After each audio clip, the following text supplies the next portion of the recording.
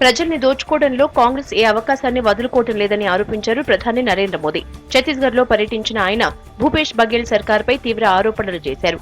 తన దృష్టిలో అతిపెద్ద సామాజిక వర్గం అంటే పేదరికమే అన్నారు. పేదల్ని విభజించేందుకు కొన్ని పార్టీలు కొత్త కుట్రలు పన్నుతున్నాయని, కులతత్వ విషయాన్ని వ్యాపింపు చేస్తున్నాయని విమర్శించారు.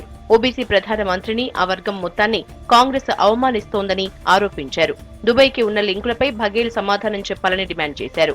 రాష్ట్రంలో జరిగిన అన్ని కుంభకోణాలపై ఏజెన్సీలు దర్యాప్తు చేస్తాయన్నారు. ఛత్తీస్గఢ్ ను దోచుకునే వారిని ఎట్టి పరిస్థితుల్లోనూ వదిలిపెట్టబోమన్నారు ప్రధాని నరేంద్ర మోదీ. పేదల కోసం తాము పనిచేస్తున్నామని, ఫ్రీ రేషన్ ను మరో 5 ఏళ్లు పొడిగిస్తున్నామని అన్నారు. 500 करोड़ रुपए का सीमेंट घोटाला याद है ना? आपको याद है कि भूल गए हो? 5000 करोड़ रुपए का चावल घोटाला, 1300 करोड़ रुपए का गोठान घोटाला। छत्तीसगढ़ को लूटने का कांग्रेस ने कोई भी मौका नहीं छोड़ा है। मैं फिर आपको विश्वास दिलाता हूं, राज्य में भाजपा सरकार बनने के बाद ऐसे घोटालों की सख्ती से जांच की जाएगी। బెట్టింగ్ యాప్ ఆరోపణలపై భూపేష్ బఘేల్ తీవ్ర స్థాయిలో మండిపడ్డారు. ఎన్నికల్లో పోరాడటం చేతకాని వాళ్లు ఈడీ, ఐటీల ద్వారా పోరాడుతున్నారని ఆరోపించారు. దుబాయ్ వాళ్లకు ప్రధాని మోదీకి ఉన్న రిలేషన్ బయటపెడతామన్నారు. మహాదేవ్ యాప్ ను భారత ప్రభుత్వం ఎందుకు నిషేధించలేదని ప్రశ్నించారు. డీల్ జరగకపోతే ఆ యాప్ ను ఎందుకు మూసివేయలేదన్నారు. सीधा लड़ाई लड़ नहीं सकते, वो ईडी और आईटी के माध्यम से ही चुनाव लड़ रहे हैं। क्यों लुक आउट सर्कुलर जारी होने के बाद उसकी गिरफ्तारी नहीं हो रही है? ये गिरफ्तारी करने की जिम्मेदारी भारत सरकार की है। क्यों उसकी गिरफ्तारी नहीं हुई? क्यों महादेव ऐप बंद नहीं हुआ? बंद करने की जिम्मेदारी भारत सरकार की है। मैं प्रधानमंत्री से पूछता हूं कि आपके क्या डील हुए हैं, आपके लोगों के साथ क्या डील हुआ है? దేశంలో పేదరికాన్ని ఏకైక కులంగా భావించే ప్రధాని నరేంద్ర మోదీ తనను తాను ఓబీసీగా ఎందుకు ప్రచారం చేసుకుంటున్నారని ప్రశ్నించారు రాహుల్ గాంధీ. ఆదివాసీ పదాన్ని తీసి వనవాసీగా సృష్టించే కుట్ర చేస్తున్నారన్నారు. ఛత్తీస్గఢ్ లోని బజల్పూర్ లో పర్యటించిన రాహుల్ ప్రధానిపై తీవ్ర విమర్శలు చేశారు. ఆదివాసీ అంటే దేశానికి అసలైన యజమాని అని, బీజేపీ మాత్రం ఆ పదాన్ని ఉపయోగించదని విమర్శించారు.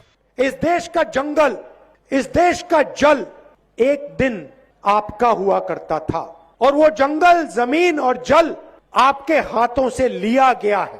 आदिवासी शब्द का ये मतलब है और इसलिए बीजेपी इस शब्द को प्रयोग नहीं करना चाहते, क्योंकि अगर बीजेपी इस शब्द का प्रयोग करेंगे तो बीजेपी को आपका जल, आपका जंगल और आपकी जमीन आपको वापस देनी पड़े, और ये उस बात को मानना नहीं चाहते हैं।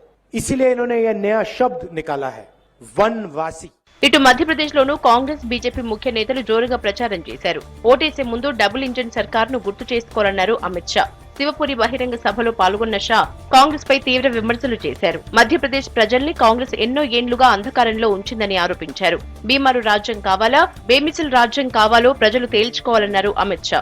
డబుల్ ఇంజిన్ సర్కార్తో రాష్ట్రం ఎంతో అభివృద్ధి చెందిందని, కాంగ్రెస్ హయాంలో 23,000 కోట్ల బడ్జెట్ ఉంటే బీజేపీ పాలనలో 3 లక్షల కోట్లకు చేరిందన్నారు షా.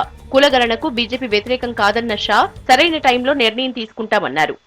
शिवराज जी की सरकार 16% से अधिक आर्थिक विकास प्राप्त किया है, 5 लाख किलोमीटर सड़कें बनाई है और 1,36,00,000 लोगों को गरीबी रेखा के बाहर लाने का काम भारतीय जनता पार्टी की सरकार ने किया है।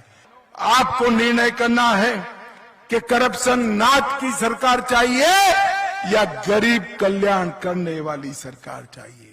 రాజస్థాన్ లో బీజేపీ సీనియర్ నేత వసుంధర రాజే చలార్పాత నియోజకవర్గం నుంచి నామినేషన్ దాఖలు చేశారు. అంతకుముందు రాడీకే బాలాజీ ఆలయంలో ప్రత్యేక పూజలు నిర్వహించారు వసుంధర రాజే. జోత్వారా అసెంబ్లీ నియోజకవర్గం నుంచి BJP MP Rajyavardhan Singh Rathod nomination దాఖలు చేశారు. రేపటితో మిజోరాం, ఛత్తీస్గఢ్, మధ్యప్రదేశ్ లో ఎన్నికల ప్రచారం ముగియనుంది. ఈ నెల 7న మిజోరాం, మధ్యప్రదేశ్, ఛత్తీస్గఢ్ లో ఫస్ట్ ఫేజ్ ఎన్నికలు జరగనున్నాయి. ఇప్పటికే నామినేషన్ల ప్రక్రియ ముగిసింది. అభ్యర్థులు జోరుగా ప్రచారం చేస్తున్నారు. రేపు సాయంత్రం 5 గంటల్లోపు ఎన్నికల ప్రచారం ముగియనుంది. కోడ్ నిబంధనలు ఉల్లంఘిస్తే కఠిన చర్యలు తప్పవని హెచ్చరించారు ఎన్నికల అధికారులు.